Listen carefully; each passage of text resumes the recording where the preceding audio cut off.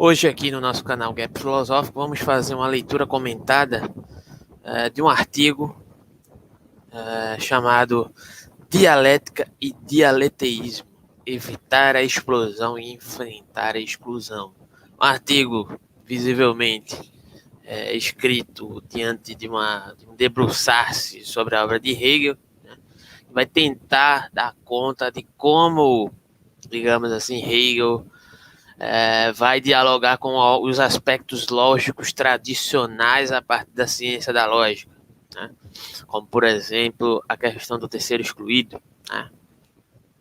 Como é que Hegel vai lidar com a questão da negação, né, dentro da internalidade do sistema hegeliano. E aqui, como de costume, quando as temáticas são demasiadamente complexas, né, faremos algumas leituras do trechos do artigo, né, e comentaremos. Né? Então, um artigo que é da Michela Bourdignon começa assim. Na terceira observação, após a discussão da determinação da contradição na doutrina da essência, Hegel afirma o seguinte, abre aspas, todas as coisas são em si mesmas contraditórias e precisamente no sentido em que essa proposição, frente às demais, exprime antes a verdade e a essência das coisas. Nestas linhas, e aí fecha aspas, né? Nestas linhas, Hegel parece afirmar a tese de que existem coisas contraditórias na realidade e, portanto, parece afirmar a tese para a qual existem contradições verdadeiras. Precisamente com base nessas considerações, dentro do debate contemporâneo, Hegel foi associado à tese dialeteísta. E aqui existe uma diferença, né, entre a questão dialética e dialeteísmo, que nós vamos ver logo mais. Dialeteísmo é a tese segundo a qual existem contradições verdadeiras, segundo Graham Priest. Segundo Graham Priest, é o advogado mais importante da tese dialeteísta. E, embora o trabalho dele não possa ser considerado uma interpretação da noção de contradição de Hegel, ele refere-se ao pensamento de Hegel como um dos antecedentes mais importantes do dialeteísmo na história da filosofia. No Manifesto do Dialeteísmo, ou seja, o livro In Contradiction, Priest, 2006, ele escreve que a principal tese desse livro é que Hegel tinha razão. Nossos conceitos, ou alguns deles, de qualquer maneira, são inconsistentes. Mas quem, como Hegel e Priest, pretende argumentar que existem contradições verdadeiras, deve necessariamente enfrentar o problema da explosão. Explosão aqui é uma alusão, digamos assim, ao desmoronar do próprio sistema, né, elaborado, né, pelo Hegel, né, e aqui a partir desse comentador de Hegel, Priest, né, em relação com esse dialeteísmo, né, deve necessariamente enfrentar o problema da explosão, segundo o princípio ex falso, quod a afirmação da verdade de uma contradição dentro de um sistema implica a verdade de qualquer proposição do próprio sistema. Quer dizer, a contradição faz explodir o sistema lógico, ou seja, trivializa o sistema. Por isso, este princípio é chamado também de princípio da explosão. Se todas as proposições de um sistema são verdadeiras, também as negações de cada proposição são verdadeiras e, portanto, cada proposição do sistema é tanto verdadeira como falsa. Se isso acontece, o sistema explode e perde seu caráter informativo. Isso implica que o sistema não pode reivindicar qualquer pretensão científica. E aí existe um diálogo acerca do problema da ciência em Hegel, né? Como é que Hegel vai lidar, digamos assim, com o seu procedimento, chamemos aqui dialético, né, para poder contrapor ao pretenso dialeteísmo, e aí já a gente vai entender por que a diferença dessas questões, né? A grosso modo, né, a muito básico modo, em certa medida, o sistema hegeliano ele não admite, digamos assim, uma dimensão de afirmação do verdadeiro e falso, pois, tendo em vista o sistema de suprassunção, né, o processo dialético hegeliano, digamos assim, chamemos assim, ele assume, em certo sentido, né, uma concomitância da negação, ou seja, negar a negação nesse aspecto, né, em determinado sentido, seria afirmar essa negação para dentro do processo de suprassunção dialético-hegeliano, né? Não admitindo essa exclusão do negativo como fazendo parte do próprio processo, né? Haveria um problema, digamos assim, que vai ser sugerido aqui pela autora do artigo, né? Ao final do artigo, uma problemática que eu não sei se me convenceu muito, né? Mas, enfim, aí a gente vai ver posteriormente essa questão, mas fazendo parte desse movimento de suprassunção, o próprio movimento de negação faria parte de um movimento de afirmação e superação do conceito enquanto negação, que faz parte, em termos de uma constituição, né, de um aprimoramento ou de uma progressão, digamos assim, da transformação do próprio devir enquanto abstração do conceito que se suprassume, né? Então, haveria um problema, digamos assim, de denotar, inclusive, o aspecto da negação enquanto a presunção ou a pressuposição de determinadas afirmações de verdadeiro e falso em Hegel. E é isso, basicamente, que ela vai tentar tratar aqui, abordando essa questão da dialética, entre aspas, e do dialeteísmo, né? E como eles se confrontam diante dessa questão. Aqui nós vamos adiantar um pouco, né? Mas tem uma citação de Hegel aqui que eu acho que é importante falar. Vou abordar a questão do título e a resposta que vou dar. Talvez não haja nada de muito mal. Deixe-me primeiro explicar como. Não, isso é Proust, perdão.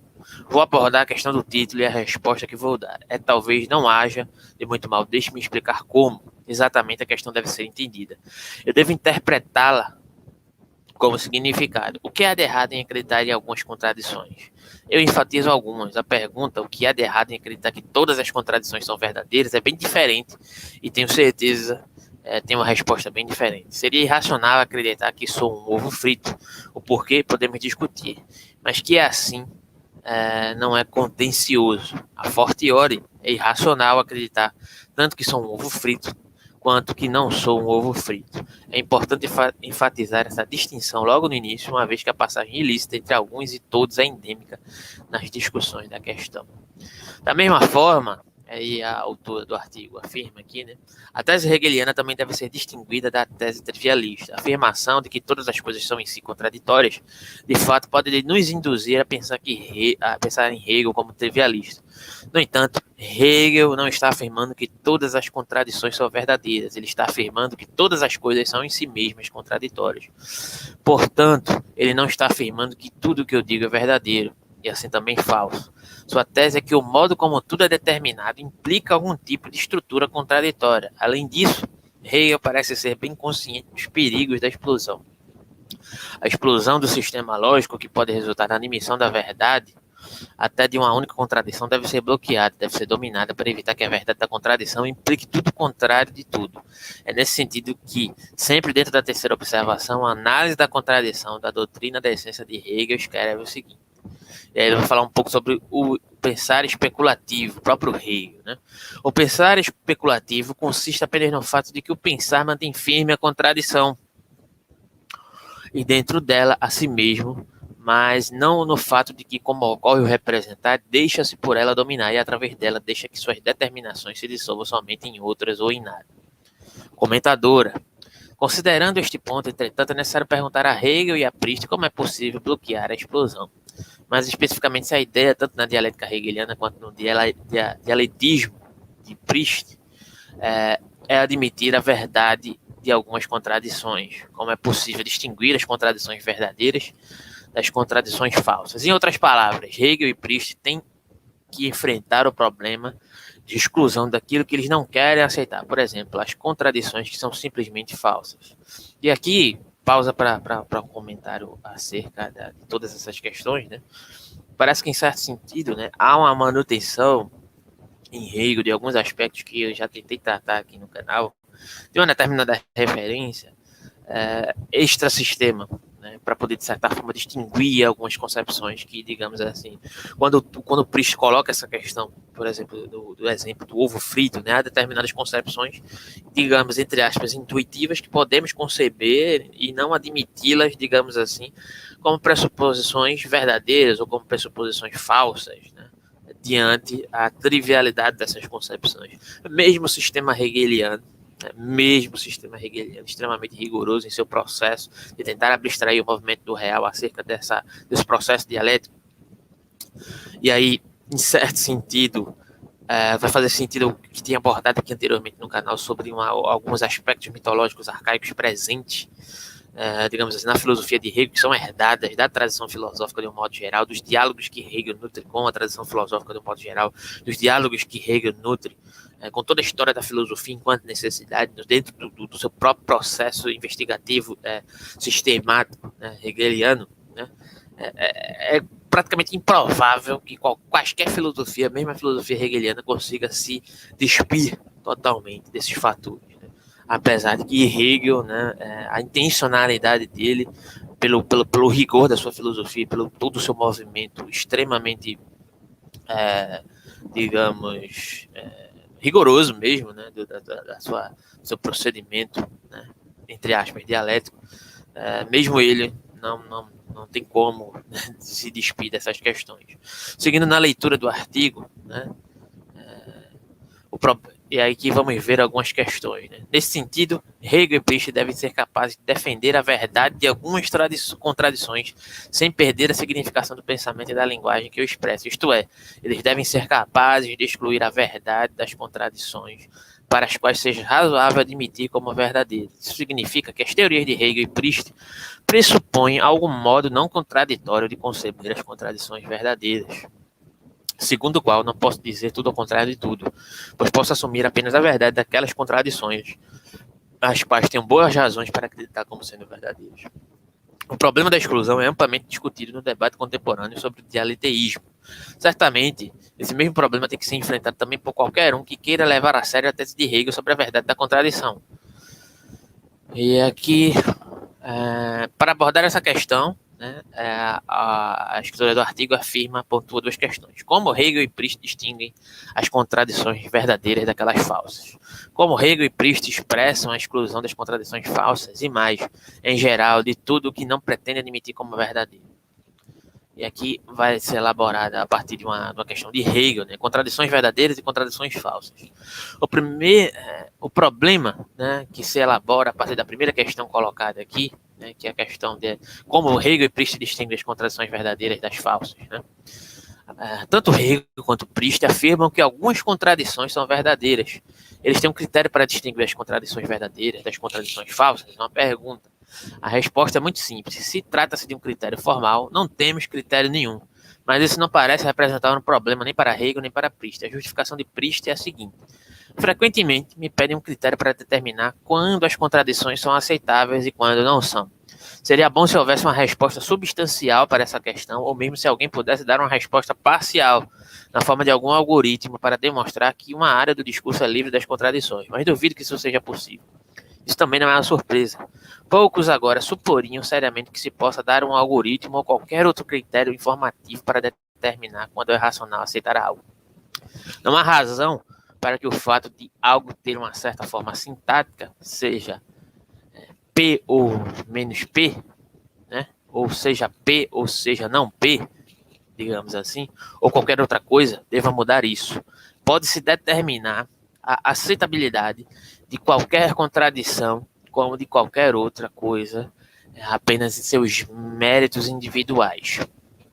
A posição de Priest em relação à acusação de não fornecer um critério formal para distinguir as contradições verdadeiras das contradições falsas é muito simples. Basta perguntar o seguinte: é possível fornecer um critério formal para saber o que é razoável aceitar ou não aceitar no caso de sentenças não contraditórias? Repetindo, é possível fornecer um critério formal para saber o que é razoável aceitar ou não aceitar no caso de sentenças não contraditórias? A resposta, obviamente, é negativa. Não há nenhum critério meramente sintático para avaliar se uma sentença coerente é verdadeira ou falsa. É necessário, em cada caso, levar em consideração a sentença específica e ter estabelecido um critério de verificação, determinar se a sentença em questão é verdadeira ou falsa. Ora, se o advogado da lógica clássica não é obrigado a fornecer um critério sintático do tipo descrito, porque ele deveria pedir ao dialeteísta que fornecesse esse tipo de critério? O que Priest está nos pedindo, se quiser discutir com ele, é considerar as sentenças contraditórias da mesma forma que as sentenças não contraditórias e avaliar a verdade e a falsidade com base nos méritos individuais das sentenças específicas. É claro que a mesma coisa vale para a dialética hegeliana. De fato, a impossibilidade de assumir qualquer princípio sintático a priori para determinar a verdade e a falsidade das contradições depende principalmente de dois pontos: a filosofia como ciência, ou seja, é colocada como sem pressuposições e, portanto, não podemos assumir a priori a validade de qualquer princípio lógico que determine o desenvolvimento do processo dialético.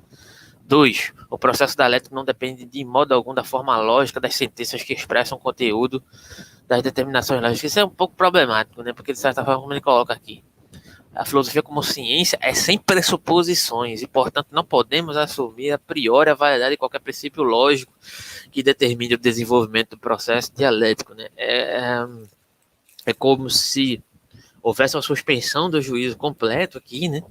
E, em certo sentido, o procedimento dialético enquanto possibilidade de leitura do movimento real, ele fosse dado enquanto não houvesse pressuposições, né? E aqui é um confronto direto com a questão da lógica formal, apesar disso ser problemático diante do procedimento dialético também, porque o próprio procedimento dialético, no meu entendimento, é uma premissa, digamos assim. Mas, enfim, o que ele afirma é que a lógica formal ela não poderia pressupor de determinados pontos de partidas para analisar e se analisar os casos particulares de acordo com as suas características particulares, assim como, de certa forma, o dialeteísmo se coloca, mas isso se lança também como problema para o próprio movimento dialético, né? Porque se a lógica formal ela pode ser avaliada de acordo com esses critérios, o próprio procedimento dialético também pode, né? Como eu disse aqui anteriormente. Então, o processo dialético não depende de modo algum da forma lógica das sentenças, é o que afirma aqui, né? Que expressam o conteúdo das determinações lógicas, mas do próprio conteúdo dessas determinações.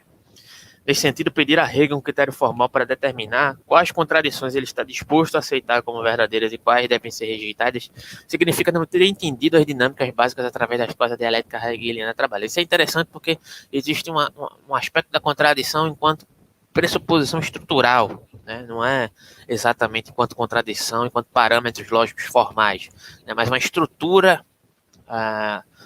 dialética, né? Contraditória, que assume a contradição enquanto movimento do seu próprio procedimento. Mas isso no meu entendimento, né? Vocês podem ficar à vontade para discordar aí, também é problemático de acordo com não de acordo com o parâmetro hegeliano, né? Porque aqui você tem que avaliar a partir de uma régua, digamos assim, externa ao pensamento hegeliano, mas de acordo com a régua externa ao movimento hegeliano, isso é problemático, né? Porque o próprio movimento hegeliano, por mais que seja uma atribuição ao movimento real, é uma concepção, é uma atribuição, no meu entendimento, né? Mas, enfim, sigamos, né? Todavia, o fato de não ser possível distinguir as contradições verdadeiras das contradições falsas com base em um critério puramente sintático ou formal não significa que Hegel e Priest não tenham algum critério disponível para implementar essa distinção. Priest, em particular, fala de méritos individuais das proposições que podemos aceitar ou rejeitar. Da mesma forma, Hegel não aceita a verdade de cada contradição, mas só daquelas que são implicadas pelo próprio processo dialético. Isso significa que temos de considerar os méritos individuais de cada estrutura lógica que quer dizer a explicitação do conteúdo lógico de cada determinação. Nesse sentido, o único princípio que Priest adota para identificar as contradições verdadeiras é o princípio da racionalidade. Se você tiver uma boa evidência para a verdade A, você deveria aceitar A.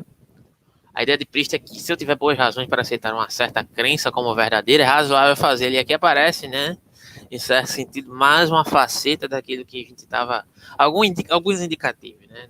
podemos afirmar assim com toda certeza, mas alguns indicativos da manutenção de determinadas concepções de crenças dentro do movimento hegeliano, apesar de que aqui é o comentador Priest, né, falando sobre isso, acerca do dialeteísmo, do seu movimento dialeteísta. Né?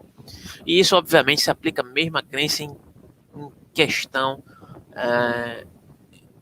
que tem uma natureza contraditória. Isso significa que o dialeteísta pode aceitar tanto quanto não há, se há boas razões para a verdade de ambas. Acho que o mesmo princípio poderia ser reconhecido implicitamente, mesmo em Hegel, e aqui é a opinião da comentadora. Né? E o princípio soaria mais ou menos como segue. No desenvolvimento do sistema lógico, é razoável aceitar como verdadeiro tudo o que o conteúdo de uma determinação lógica implica, isto é, o que resulta do processo de explicação do conteúdo de uma determinação lógica. Neste sentido, o correspondente do princípio de racionalidade de Priest seria o princípio de racionalidade de Hegel, onde a racionalidade consistiria no próprio processo dialético, ou seja, no próprio movimento real. Né? A racionalidade circunscrita, né, no mundo, na natureza, que é igual, digamos assim, né, a esse movimento unitário que não pressupõe essa relação sujeito-objeto, digamos assim. Né? Priest, e aí vamos ver como isso funciona em dois exemplos. Não sei se vale a pena citar os dois exemplos. Primeiro exemplo, a negação da possibilidade de definir a noção de verdade para a linguagem dentro da própria linguagem. E dois, a crítica do princípio de bivalência e a atribuição da sentença do mentiroso ao conjunto de sentenças às quais não é possível atribuir nenhum valor de verdade. Talvez esse exemplo do mentiroso seja interessante a gente colocar. Vamos lá, para poder adiantar aqui a questão.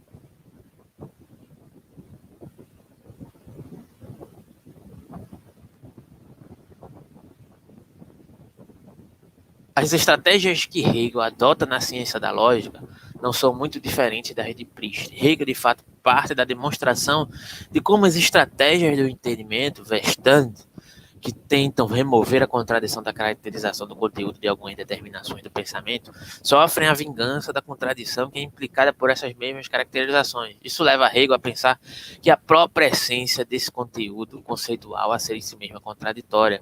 E como Priest, Hegel mostra por que a essência desse conteúdo é realmente assim. Para lembrar de um exemplo muito simples, vamos nos referir aqui à determinação do infinito. Na doutrina do ser em Hegel, ele parte de uma caracterização coerente do finito, em que o finito se opõe ao infinito, ser em nada, digamos assim. Assim, ele toma como ponto de partida a concepção do finito do entendimento, que tenta afastar a contradição. Na análise dessa caracterização do finito, Hegel mostra como, justamente na tentativa de afastar a contradição, a caracterização do entendimento acaba por implicá-la, sendo separado do infinito. O finito é contraditoriamente absolutizado. E aqui, citação, creio eu, de Hegel. O entendimento persiste na tristeza da finitude, na medida em que torna o não ser a determinação das coisas, tornando-o ao mesmo tempo perecível e absoluto. A perecibilidade delas apenas poderia perecer em seu outro, no afirmativo, assim sua finitude se separaria delas, mas ela é a qualidade inalterável delas, isto é, qualidade que não passa para seu outro, isto é, que não passa para sua afirmativa, assim ela é eterna. O exemplo que é dado aqui no artigo, né, sobre a questão do paradoxo do mentiroso, né, ele fala assim, né, no início do livro, em Contradiction, Priest analisa o paradoxo do mentiroso para mostrar que existem contradições verdadeiras. O paradoxo do mentiroso é uma sentença que predica a sua própria falsidade. Se aquilo que o mentiroso fala é verdadeiro, então é falso e vice-versa. A conclusão autocontraditória do paradoxo é, segundo Priest, um caso de contradição verdadeira. Mas para demonstrar isso, Priest leva em consideração duas principais estratégias para resolver o paradoxo do mentiroso, que tentam mostrar que o caráter paradoxal da sentença do mentiroso é só aparente. As duas estratégias para resolver o paradoxo são as seguintes. 1. A negação da possibilidade de definir a noção de verdade para a linguagem dentro da própria linguagem. E 2. A crítica do princípio de bivalência e a atribuição da sentença do mentiroso ao conjunto de sentenças às quais não é possível atribuir nenhum valor de verdade. né? Em primeiro lugar, Priest mostra como todas as soluções baseadas nessas estratégias estão erradas por diferentes tipos de razões, né? Aqui não vamos poder explicitar essa questão. Basicamente, no que se refere à primeira estratégia, ele mostra que a representação da linguagem, de acordo com essa imagem hierárquica das diferentes ordens linguísticas, e aqui retomando a questão, não leva em conta o modo pelo qual a linguagem natural funciona. No que se refere à segunda estratégia, quer dizer, a crítica da bivalência, Priest afirma o seguinte: sentença S, esta sentença é verdadeira. Essa sentença S é verdadeira. Parece um candidato perfeito para se juntar à classe das sentenças às quais não se pode atribuir qualquer valor de verdade, porque não temos nenhuma boa razão para atribuir-lhe a verdade ao invés de falsidade, enquanto trata-se de uma sentença subdeterminada. Em vez disso, no caso do paradoxo do mentiroso, essa sentença é falsa. Temos a situação oposta, porque temos boas razões para atribuir a sentença do mentiroso tanto à verdade quanto à falsidade. Portanto, não é razoável atribuir a sentença do mentiroso à classe de sentenças que não têm o valor de verdade, mas posso e provavelmente devo atribuir essa sentença à classe de sentenças que têm mais de um valor de verdade, isto é, a verdade e a falsidade, precisamente porque a sentença é sobredeterminada. A única razão para incluir a sentença do mentiroso na classe das sentenças sem valor de verdade parece ser somente a de nos afastar da violação do princípio de não contradição. Nesse sentido, a estratégia que apela aos gaps, isto é, a possibilidade de sentenças sem valor de verdade, parece ser uma solução ad hoc para o paradoxo do mentiroso, porque a inclusão da sentença do mentiroso na classe dos gaps não teria uma justificação independente da resolução do próprio paradoxo. Mas Priest não para aqui. Na verdade, Priest mostra como todas as soluções baseadas nas duas estratégias mencionadas possibilitam a formulação de novas versões dos paradoxos, chamadas o mentiroso da vingança. Então, basicamente, o que ela está querendo colocar aqui, o que ela está querendo exemplificar aqui, é justamente a problemática da explosão, né? A explosão a partir desse exemplo do paradoxo do mentiroso que o Priest coloca, a partir do dialeteísmo dele, né? É de um sistema que vai, de certa forma, colocar em voga as suas próprias composições ou suas próprias estruturações, né? Só que o Hegel e o Priest parece seguir um caminho parecido nesse sentido aqui, eles estão trabalhando com a dimensão, né, de uma absorção do processo de negação ou de uma absorção do processo, inclusive, de absorção do processo dessa negatividade, né, desse negativo ou desse falso, né, o falso e verdadeiro como estrutura do procedimento dialético. Só que vai haver uma diferença entre o Priest e o Hegel, que é fundamental e de certa forma me faz entender porque que Hegel é entendido como um tipo de pensamento necessariamente, em certo sentido, esquizofrênico por vezes. Né? Deixa eu só pular aqui para um determinado trecho. Citação de Hegel. Essa é uma consideração muito importante. Mas que o finito seja absoluto é um ponto de vista que qualquer filosofia ou visão ou entendimento não quererá se deixar impor. Antes, o oposto será presente explicitamente na afirmação do finito. O finito é o limitado, perecível. O finito é apenas o finito, não imperecível. O entendimento, portanto, apoiando-se no princípio da não contradição, na tentativa de definir o finito coerentemente, mantendo-o separado do infinito, contradiz. Este é o ponto de partida do argumento através do qual Hegel mostra a impossibilidade de se livrar da contradição imanente à estrutura do finito. Ou seja, a grosso modo aqui, né? Quando Hegel vai trabalhar com um conceito, né, ele quer um conceito que dê conta do próprio movimento do real. E a conceituação formal não vai poder dar conta do real porque ela se solidifica. Se solidificando, ela não pode assumir a própria contradição, que é afirmar, digamos, a concepção finita ou determinada de uma suposta ou pressuposta, digamos assim, elaboração acerca daquele conceito. Ele não vai poder dar conta do movimento do real como um todo, digamos assim. E neste sentido, dito isto, né, Hegel vai, a partir da estrutura do seu pensamento dialético, né, vai assumir a contradição em uma outra dimensão, não numa dimensão formal da lógica tradicional, né? Mas vai fazer uma crítica da ciência da lógica justamente nesse sentido, no sentido estrutural da negação enquanto movimento do real, enquanto contida, inclusive nos próprios diagnósticos, enquanto verdadeiro e falso, né?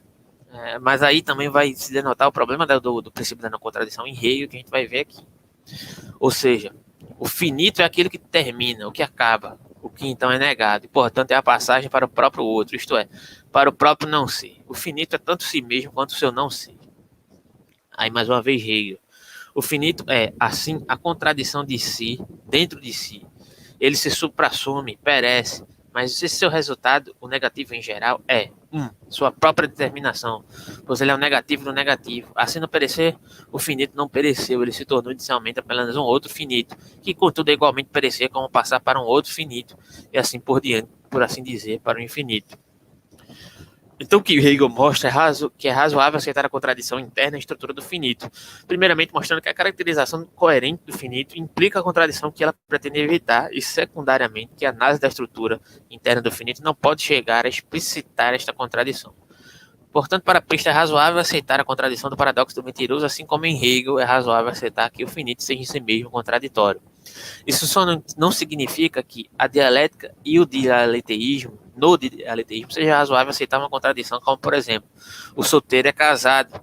No caso do mentiroso e do finito, se pretendermos seguir as argumentações de Hegel e de Priest, temos boas razões para aceitar as contradições que o mentiroso e o finito implicam como exemplos de contradições verdadeiras na base de razões que não são meramente sintáticas. Essas razões têm a ver, por um lado, com a semântica de nossa linguagem natural e, por outro, com a explicação do conteúdo conceitual interno de uma determinada categoria. Em vez disso, no caso de solteiro é casado, é difícil encontrar boas razões para aceitar como verdadeira contradição interna dessa frase. Interessante, né? Então, colocaram todas essas questões, né? Como é que Hegel e o Priest, onde é que eles vão se diferenciar acerca dessa dialética, desse dialeteísmo, como é que Hegel expressa a própria exclusão a partir desse movimento dialético, né? Porque se a partir do próprio movimento dialético é o critério, digamos assim, para eu denotar o que é verdadeiro, o que é falso, não é que, digamos assim, isso vai excluir essa percepção, mas diante dos critérios formais eu não possa mais utilizar critérios que estejam para além do próprio movimento dialético enquanto movimento do real, né? Como é que eu vou diagnosticar isso a partir de um determinado sentido, né? Como é que eu vou expressar a exclusão a partir de um diálogo com essa questão do princípio da não contradição. Então, Priest e Hegel pretendem apoiar que é razoável admitir a verdade de algumas contradições. Todavia, ambos não pretendem renunciar de forma alguma à possibilidade de afirmar que algo possa ser determinado, e que a afirmação de algo determinado implica a necessidade de excluir o que é incompatível com esse determinado conteúdo. Mas o dialeteísta, e com ele também Hegel, tem dificuldade em descartar as coisas que não querem aceitar como verdadeiras ou em expressar o desacordo com posições filosóficas rivais. Em que consiste essa dificuldade? Para descartar aquilo que não é aceitável, para discordar de alguém, parece que tanto para o dialeteísta quanto para o dialético a negação não seja suficiente. Por exemplo, se o dialeteísta fala não há, isto é em si mesmo insuficiente para descartar que há é o caso dado em que na proposta filosófica do dialeteísta pode ocorrer tanto há como não há.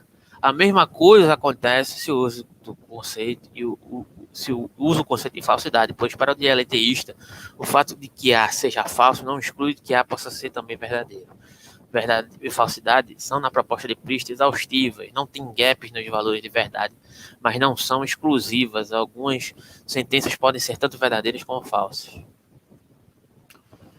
Priest tenta sair desse problema através de um tratamento não padrão da noção de rejeição. Normalmente, a rejeição de uma crença é considerada como o equivalente à aceitação da negação da mesma crença. Para Priest, essa equivalência não é válida.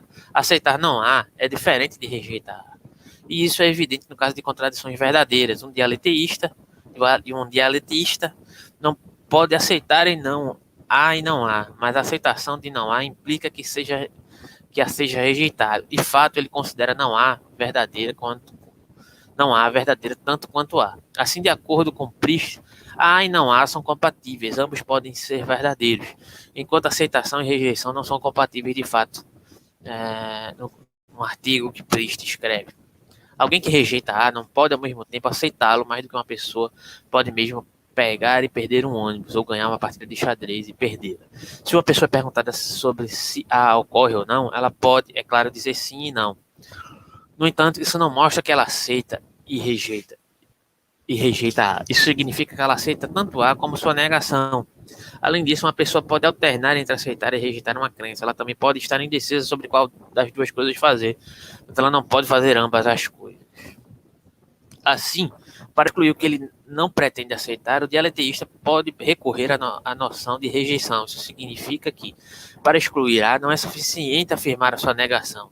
De fato, para excluir uma crença, é necessário rejeitar essa crença. Enfim. Então, partindo desse pressuposto, poderemos fazer uma análise, uma analogia de Priest com o debate contemporâneo sobre o princípio de não contradição. E, sobretudo, aqui sim, para poder finalizar com a teoria hegeliana da contradição. Então, essas contradições sobre a exclusão através da rejeição nos dizem algo importante sobre a teoria de Priest e sua capacidade de admitir contradições. Priest pode admitir contradições sintáticas, isto é possível que há e não há, é possível há e não há. Ele pode admitir também contradições semânticas, isto é, pode acontecer que A seja tanto verdadeira quanto falsa. Aqui, já podemos ver que Priest também pode admitir contradições pragmáticas, mas apenas de um certo tipo. De fato, temos dois tipos de contradições pragmáticas, isto é, de contradições que ocorrem no nível das nossas crenças e nossos atos de fala. O primeiro tipo é aquele para o qual temos um agente racional que acredita tanto em A como em não A. O segundo tipo é aquele para o qual um agente racional acredita e rejeita A. No primeiro caso, o princípio de não contradição correspondente afirma a impossibilidade de pensar a contradição. No segundo, o PNC correspondente afirma a impossibilidade de pensar contraditoriamente. Para Priest, como fica evidente na citação, pode ocorrer contradições do primeiro tipo, mas não do segundo. A consequência dessa posição é particularmente relevante. Parece que não há uma formulação do princípio de não contradição que Priest é obrigado a aceitar, ou que ele não pode recusar. De fato, Priest pode rejeitar a formulação do princípio de não contradição pragmático, correspondente ao primeiro tipo de contradição pragmática mencionado acima. Ou seja, ele pode rejeitar o princípio de não contradição, segundo o qual é impossível aceitar uma crença tanto quanto a sua negação. No entanto, parece que Priest é obrigado a aceitar a formulação do princípio de não contradição pragmática, correspondente ao segundo tipo de contradição pragmática, porque na sua teoria, a aceitação e a rejeição são incompatíveis. Isso significa que ele é obrigado a aceitar a formulação pragmática, segundo a qual é impossível para um agente racional aceitar e rejeitar ao mesmo tempo sob o mesmo respeito uma crença. Mas a questão mais importante é a seguinte: como funciona a rejeição de uma crença em Hegel? E há uma formulação que até Hegel não pode recusar? A resposta para a primeira pergunta é simples. Para rejeitar uma tese ou para excluir alguma coisa, Hegel pode usar sem problemas a noção de falsidade. Isto é algo que o dialeteísta não pode fazer, porque no dialeteísmo, as contradições verdadeiras são sentenças que são tanto verdadeiras quanto falsas. Para o dialeteísta, a verdade e a falsidade são exaustivas, ou seja, abrangem todo o espaço lógico ao qual qualquer sentença pode ser atribuída, mas não são exclusivas. Precisamente por isso, a falsidade não é suficiente para expressar a exclusão. De fato, no caso de contradições verdadeiras, a verdade e a falsidade se sobrepõem e, portanto, não é possível usar a falsidade como ferramenta lógica para excluir o que é considerado como simplesmente falso. Isso para Hegel não vale, porque quando ele fala de contradições verdadeiras, ele se refere a um conteúdo conceitual expresso por duas sentenças contraditórias, que são ambas verdadeiras e não as sentenças que são tanto verdadeiras como falsas. Se considerarmos o espaço lógico da verdade em Hegel, podemos dizer que a verdade e a falsidade são exaustivas na lógica hegeliana. Que a verdade e a falsidade são exaustivas. Na lógica hegeliana não há espaço para proposições sem valor de verdade. Ao mesmo tempo, no espaço lógico, a verdade e a falsidade são exclusivas. Isto é, uma proposição especulativa verdadeira não pode ser também falsa. E, portanto, a falsidade pode expressar a exclusão. Para Hegel é possível pensar em contradições que são verdadeiras porque ele usa um tipo de negação diferente do clássico, que é também a negação utilizada por Priest. Na lógica clássica e na proposta dialeteísta, a negação é interdefinível com o conceito de falsidade. Na lógica hegeliana, isso não vale. É aqui citação do próprio Hegel. Na medida em que o que resulta a negação é a negação determinada, ela possui um conteúdo, ela é um novo conceito, mas conceito mais elevado, mais rico do que o precedente, pois ela se tornou mais rica devido a essa negação ou a esse contraposto. Então, ela o contém, mas também mais do que ele, e é a unidade dele de seu contraposto. Longe de ser equivalente à falsidade do conteúdo conceitual da determinação lógica, a negação dessa determinação é equivalente ao seu desenvolvimento interno do conteúdo em questão de um conteúdo novo, mais concreto, mais articulado e assim mais verdadeiro. A negação de uma determinação lógica é, portanto, a nova determinação oposta à primeira, mas ao mesmo tempo a explicação do conteúdo imanente para aquela primeira determinação. Ou seja, diferentemente do que é exposto aqui no Priest, né, que há uma pretensa afirmação da negação e da afirmação enquanto um processo, digamos, que vai fazer parte do constitutivo geral, né, desse procedimento dialeteísta. Hegel, né, não vai assumir o processo de negação e de afirmação estruturalmente do seu movimento dialético, né, como negativos, mas sim como positivos, constitutivos do próprio movimento dialético de suprassunção. Né? Sempre há uma afirmação na negação, diferentemente das condições pelas quais o dialetrista coloca, né, dependendo das variantes que se estabelece com a relação lógica particular dentro daquele determinado contexto, né, Hegel vai trabalhar na dimensão da progressividade da afirmação do movimento de suprassunção em detrimento do negativo e do positivo, ou seja, da afirmação e da negação enquanto dois positivos, enquanto constitutivos do próprio processo de elaboração dialética, né, que se compõe enquanto afirmação a partir da sua própria determinação. Né? Ou seja, em certo sentido, há uma formulação do princípio de não contradição que até Hegel não pode recusar. Né? Em algum sentido, isso é admitido aqui pela comentadora. Na interpretação dela, Hegel rejeita a primeira formulação da lei que afirma a impossibilidade de pensar a contradição. Nesse sentido, Hegel segue a mesma linha de Priest em relação à segunda formulação, que afirma a impossibilidade de se contradizer. As coisas são mais problemáticas. Podemos pensar que Hegel é obrigado, como Priest, a assumir a validade desse princípio. Ela afirma que não. Com efeito, o pensamento especulativo é um pensamento sem pressuposições. E aí é uma questão que eu acho uma premissa, e até dizer que isso é uma premissa é complicada, mas enfim. E, portanto, não pode assumir dogmaticamente a validade de qualquer princípio. Mas então, como é que o pensamento especulativo, embora não assuma o princípio da não contradição, na sua versão pragmática, pode evitar de se contradizer, pensando de forma não contraditória também a contradição? A razão que estabelece a coerência do pensamento especulativo não se encontra num princípio formal, mas na própria natureza do pensamento especulativo. O pensamento, na verdade, só pode se contradizer na medida em que é um pensamento subjetivamente compreendido. O pensamento especulativo não é um pensamento desse tipo e não é identificável com algum tipo de agente racional que aceita ou nega determinados conteúdos mentais. O pensamento especulativo, isto é, a razão, é incontraditória. A razão, enquanto permeada diante de tudo que existe, né? Assumindo, digamos assim, a supressão dessa relação sujeito-objeto. E aí poderia ser interessante essa questão, né?